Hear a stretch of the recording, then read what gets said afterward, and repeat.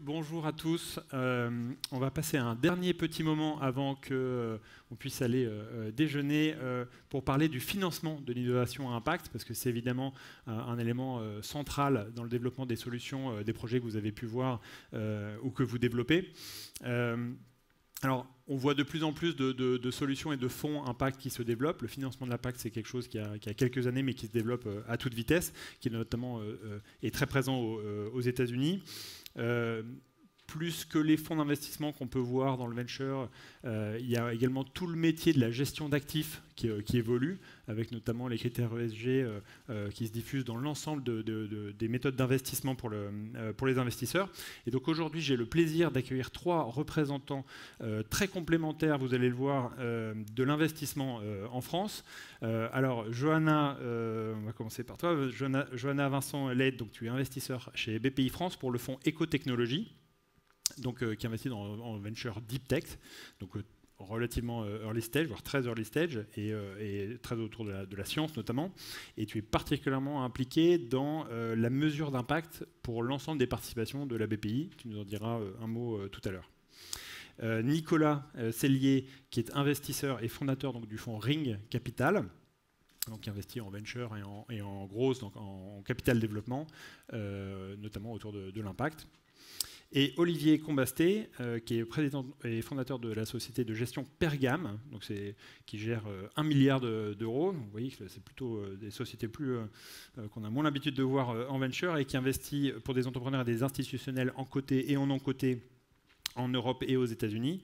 Tu étais toi-même entrepreneur d'ailleurs avant de devenir investisseur il y a 20 ans. Tu vas nous parler de la façon dont tu investis notamment dans l'impact avec cette société de gestion.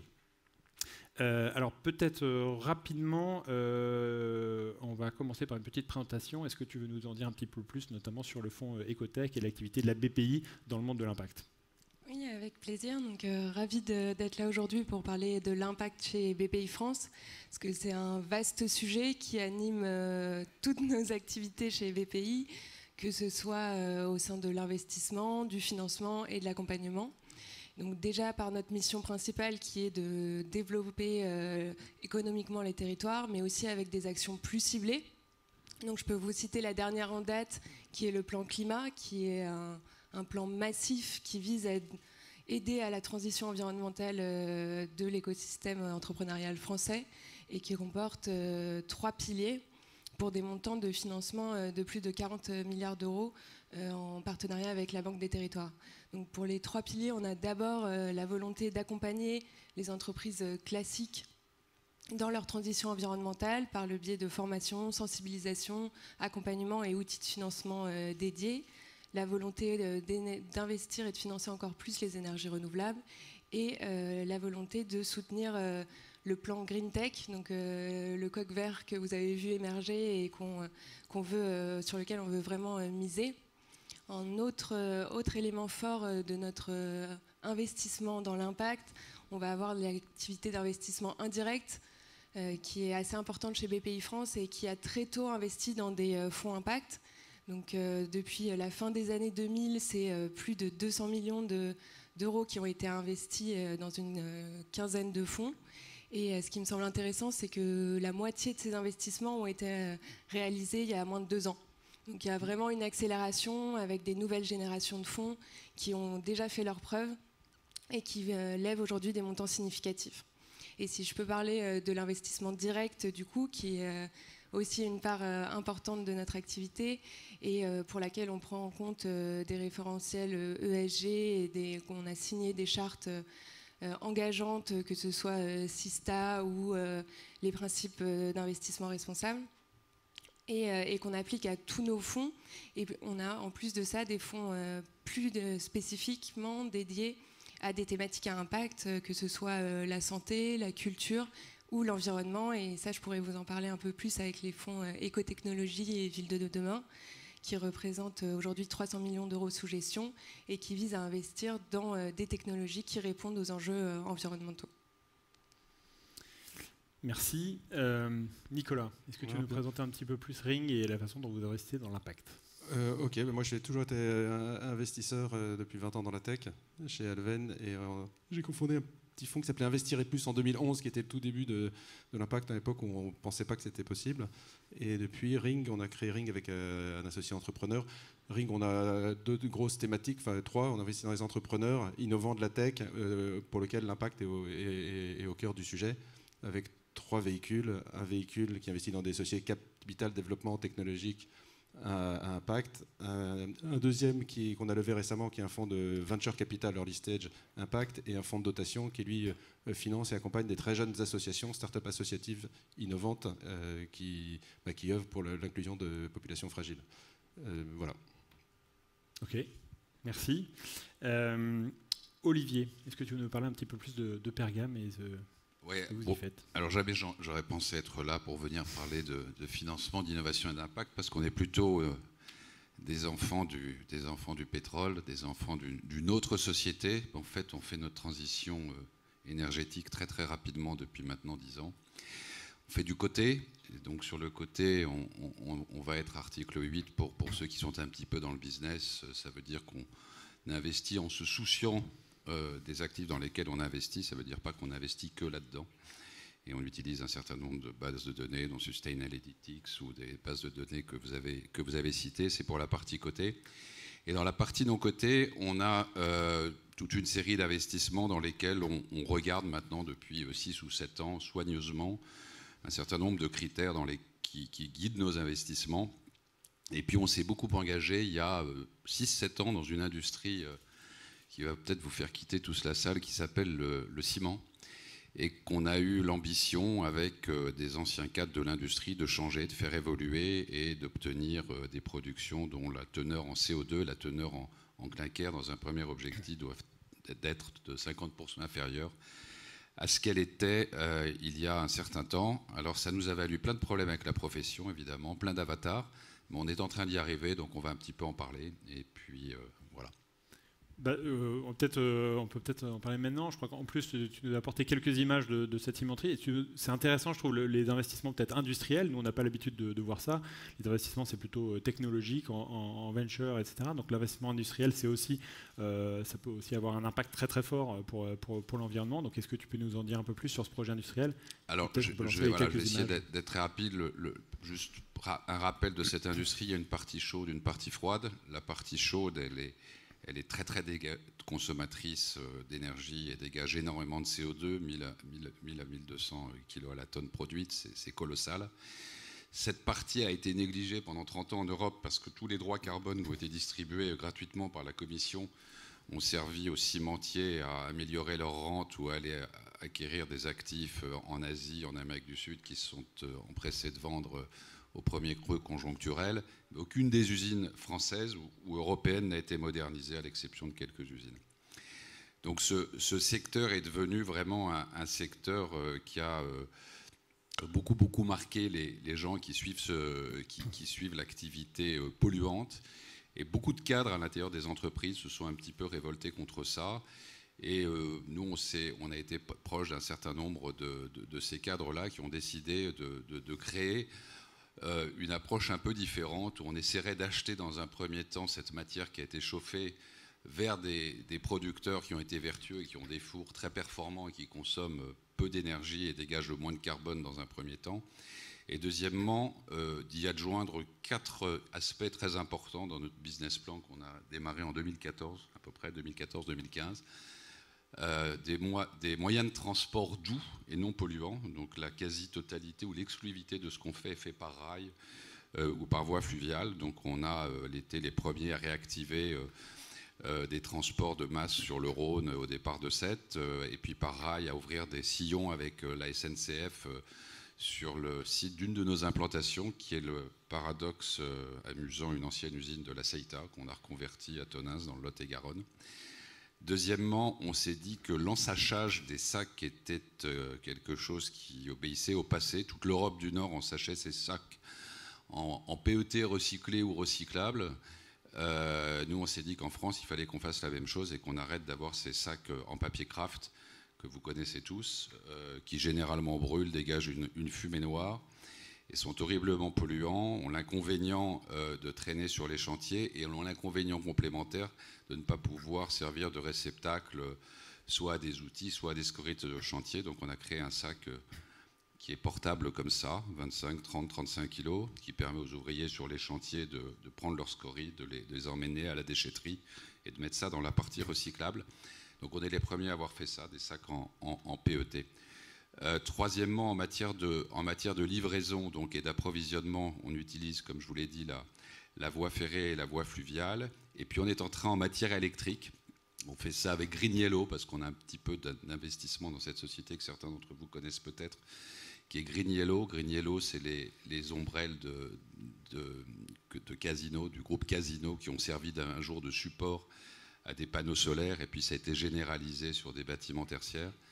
Et donc on demande à Green Yellow pour l'instant de travailler sur la faisabilité d'électrifier une partie, enfin en tout cas de concourir à l'alimentation électrique d'une partie de nos installations. Donc on est engagé dans cette entreprise dans une démarche la plus vertueuse possible. Ça prend du temps. Donc voilà un petit peu comment on fonctionne.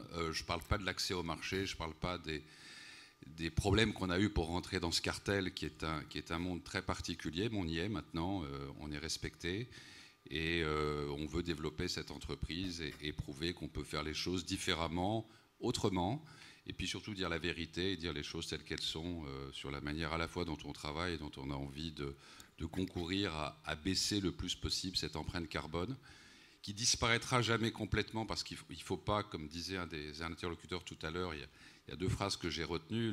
On ne peut pas raconter n'importe quoi. Donc ne pas raconter n'importe quoi, c'est qu'il y aura toujours besoin de ce liant hydraulique pour des raisons mécaniques et chimiques, mais dans des proportions nettement moindres. Que le bois, évidemment, est une solution, sauf que le bois, comme vous le savez, en France, en tout cas, on en apporte une bonne partie. Il y a des goulots d'étranglement et il y a une inflation phénoménale parce que les adaptations sont trop brutales. Donc il y a aussi une transition douce à effectuer. Il faut qu'on en soit conscient. Ça, c'est la première chose. Et la deuxième chose que je voulais dire, pareil, un des intervenants l'a très bien dit, il n'y a jamais eu autant d'argent.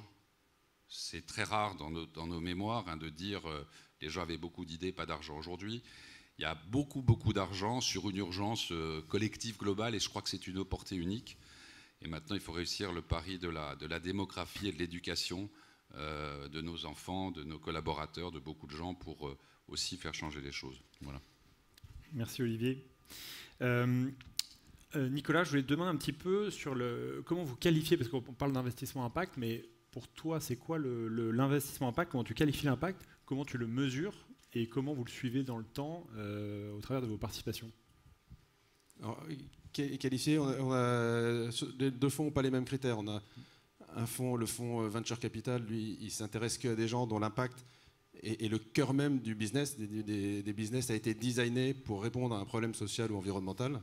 Ça, c'est le fonds de Venture Capital Early Stage. Et l'autre fonds de Growth, c'est à la fois ces gens-là qui ont grandi, comme des Castali, voire des Phoenix, Too Good To Go, mais c'est aussi des gens qui se disent « Moi, j'ai 20 millions d'euros de chiffre d'affaires, j'ai 150 clients, je suis dans une industrie. Comment est-ce que je peux faire pour mettre mon impact, même si je ne suis pas nativement impact, le mettre au plus profond de ma stratégie, de ma gouvernance, de mes pratiques et comment trouver un alignement pour ne pas avoir à choisir business impact, trouver un alignement entre mon business et mon impact le plus gros possible. » Donc on a ces deux catégories.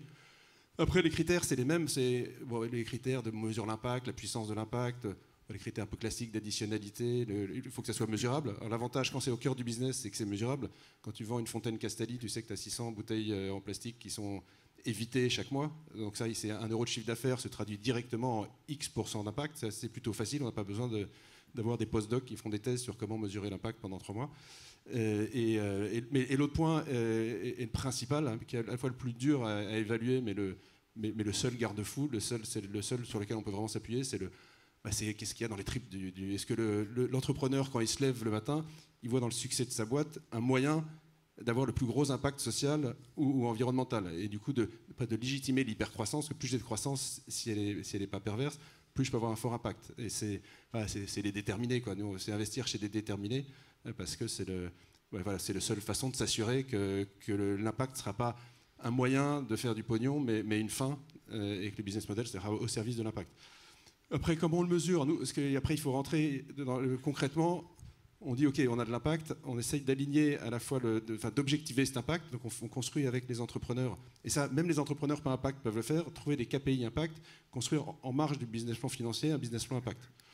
Et alors ça sert notamment à guider les projets, à s'assurer que l'impact est suivi et à mesurer, et ça sert aussi, et c'est important, à aligner les rémunérations de tout le monde. Nous, on a, dans les équipes, dans les fonds de capital risque, de private equity, il y a un truc qui s'appelle le carried interest, qui est une surperformance versée aux équipes en fonction une prime versée aux équipes en fonction de la performance des investissements. On a jusqu'à 50% de ce carried interest qui est directement lié au business plan d'impact.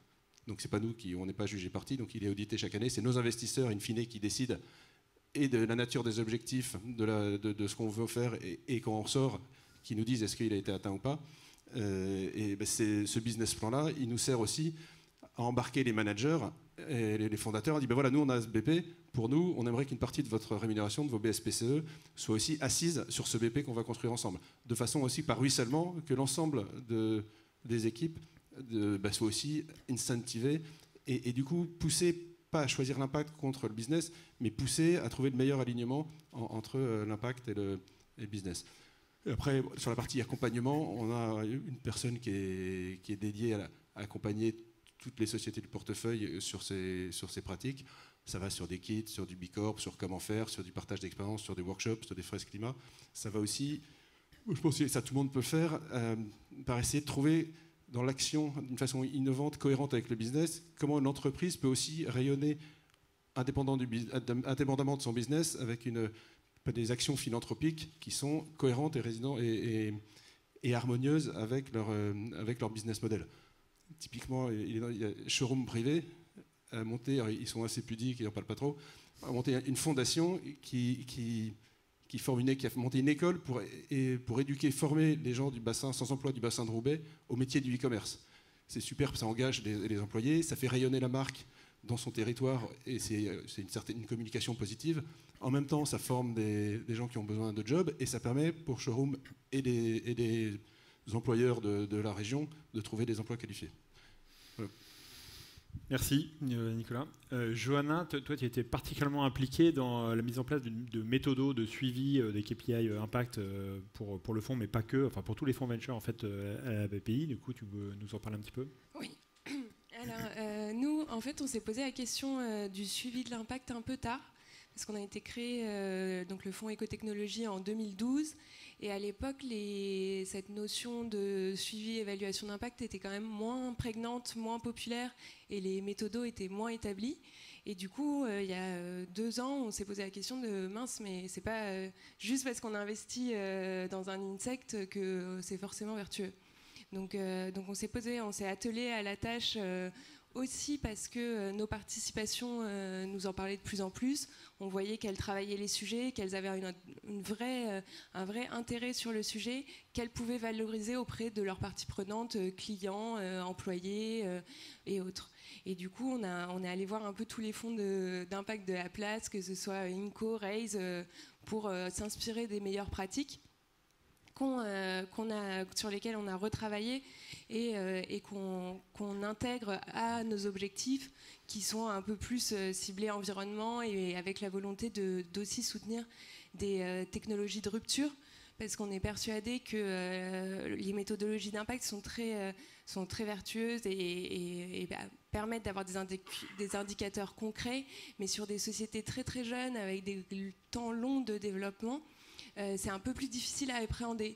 Donc on a revu les méthodos un peu classiques de l'IMP avec le prisme des ODD, en essayant de valoriser aussi les aspects rupture technologique et additionnalité qu'on retrouve dans les sociétés de notre portefeuille, avec des sociétés comme Nawa Technologies par exemple, qui développent des nouveaux matériaux pour les électrodes de batterie en vue d'atteindre le marché de la mobilité et qui nécessitent quand même des temps de développement longs pour après atteindre des marchés massifs.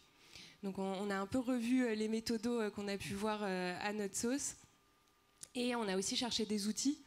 Et dans le cadre de nos réflexions sur comment on allait mieux suivre l'impact, on est tombé sur l'outil Zei, qui nous a tellement convaincus qu'on a fini par investir dedans, mais qui propose un outil digital permettant d'établir une feuille de route et une liste d'indicateurs particulièrement pertinents au vu du secteur de l'entreprise, de sa taille et de sa typologie d'actifs, et permet de mettre un premier pied à l'étrier de manière relativement facile et de se dire c'est quoi mes enjeux et qu'est-ce que je me fixe comme objectif pour atteindre un modèle plus vertueux.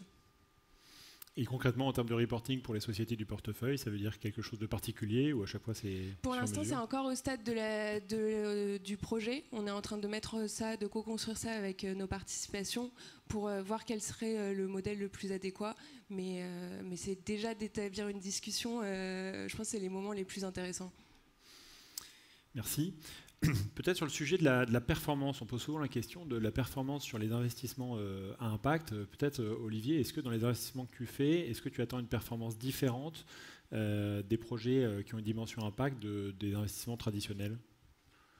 Alors, oui, on attend forcément une performance différente parce que je pense que la performance du bien commun pour les investisseurs qui y participent est quelque chose qui commence à être très intégré. C'est-à-dire que si on quantifie un TRI ou un multiple dans notre métier et qu'on explique que cet investissement qui a un impact social ou un impact environnemental fort ou qui a une gouvernance qui correspond à des critères qu'on aime à un TRI ou un multiple qui est un petit peu ou substantiellement inférieur à ce qui serait sinon, aujourd'hui, je pense que c'est quelque chose, c'est un gros changement, je trouve, des 10 dernières années. Aujourd'hui, les investisseurs vous disent « Ok, ouais, je suis d'accord, on va faire 7 de TRI au lieu de faire 11, mais je préfère faire 7 et abandonner 4 pour toutes ces choses-là. D'ailleurs, je ne les abandonne pas, je les attribue. Ça, je pense que c'est quelque chose qui est important. Deuxièmement, comme lorsque les choses changent, on a toujours besoin d'un baromètre. Quand on a besoin d'un baromètre, on a besoin d'un étalon. Quand on a besoin d'un étalon, on a besoin d'indépendance, donc d'audit. Nous, on a décidé dans certains de nos investissements, et notamment dans celui qu'on évoquait, le ciment, d'utiliser une société que vous connaissez tous certainement, qui est Carbone 4. Je vais vous raconter une petite anecdote. On a utilisé Carbone 4 sur ce que nous faisons pour vérifier qu'on faisait un peu mieux que la concurrence et puis qu'on était vraiment sur une trajectoire.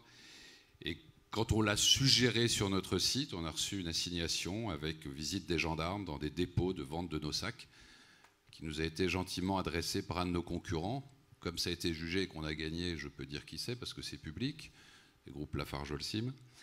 Et on a dû aller au tribunal pour expliquer qu'on avait été audité de manière indépendante. On n'avait pas, contrairement à la profession, nous-mêmes calculé notre impact, hein, évidemment. Et que deuxièmement, ce qu'on annonçait était globalement la réalité de ce que nous avait fait Carbone 4. Et je dois dire que les attendus du juge étaient tellement forts et tellement violents contre celui qui nous a attaqués qu'il n'a pas fait appel, il a payé ses amendes et il prospère discrètement. Voilà. Donc c'est juste pour vous dire qu'il y a quand même beaucoup de choses qui changent. C'est des choses dont on parle assez peu. C'est pour ça que je suis là pour en parler, même si ce n'est pas des choses sur lesquelles on s'étale. Mais beaucoup de choses changent, à la fois au niveau des investisseurs et à la fois au niveau des professionnels dans certains métiers. Et ce métier-là est très conservateur et il a besoin d'être sérieusement continué à être secoué. Voilà. Merci. Nous, c'est un peu l'inverse. On dit attention, ce n'est pas 11 que vous faites, que vous risquez de faire comme TRI, c'est 15. Et donc soyez préparés à avoir des meilleures performances. Et je pense que c'est dû évidemment au digital, à l'explosion de la tech.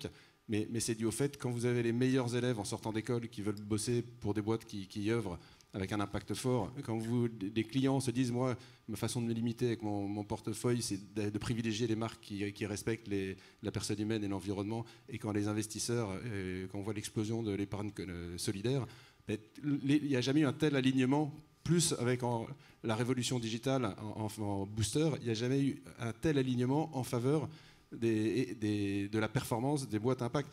Et c'est ça qui crée la dynamique, et c'est ça qui permet d'engager tout le monde. C'est vrai que si on doit arbitrer entre un euro dans sa poche et de l'impact, c'est moins facile que quand l'entrepreneur comprend que quand il traite bien ses personnels, qui rayonnent dans sa société, voir qu'il a dans son modèle des solutions efficaces qui marchent aux gros problèmes du monde, ça n'a pas de raison de marcher moins bien, ça a toutes les raisons de performer mieux que le voisin qui n'a pas d'impact.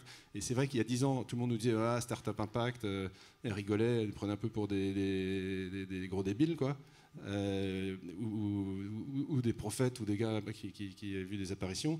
Aujourd'hui, même dans nos investisseurs, ils comprennent très bien le truc. Ils disent, mais attendez, si on a une surperformance, est-ce que c'est moral? Si ça marche très bien, s'il se trouve que vous avez investi dans 10 entrepreneurs qui ont un impact colossal, innovant et qui ont une énorme traction, est-ce que c'est moral pour nous, investisseurs, de gagner autant d'argent, ou même plus d'argent avec les gens qui sauvent le monde que d'autres? Donc ça pose aussi, je pense que ça pose aussi la question de que faire de cette extra-performance, que ce soit celle pour les équipes, voire des investisseurs. C'est pas une fois qu'on aura fait la preuve qu'on a des perfs durables longtemps, on pourra dire aux investisseurs, écoutez, au-delà de tant % de TRI, vous engagez à reverser une partie de la surperformance, soit un fonds de dotation, soit une œuvre impact ou à des assos, pour s'assurer que l'impact est recyclé et qu'il n'y ait pas de fuite dans la performance à impact. C'est des bons problèmes, ça, quand il y a trop de performance. C'est un bon problème.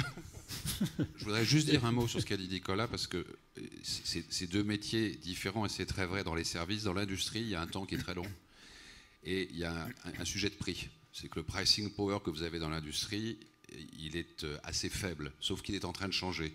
Et une des raisons pour lesquelles il change, c'est que ces investissements à impact, entre autres, nécessitent une rentabilité nettement plus importante. Il y a des goulets d'étranglement parce qu'il y a des fabrications qui sont arrêtées.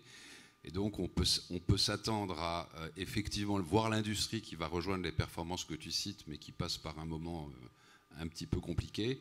Et surtout, très très vraisemblablement, par des hausses de prix très significatives dans beaucoup de secteurs industriels dans les 2 à 3 ans à venir, à cause de ça. Et comme dans la réinsertion, c'est un coût. Ouais. Il y a un coût supplémentaire. C'est pour ça que les métiers du digital sont un peu à part que les métiers de supply chain industriel et de services.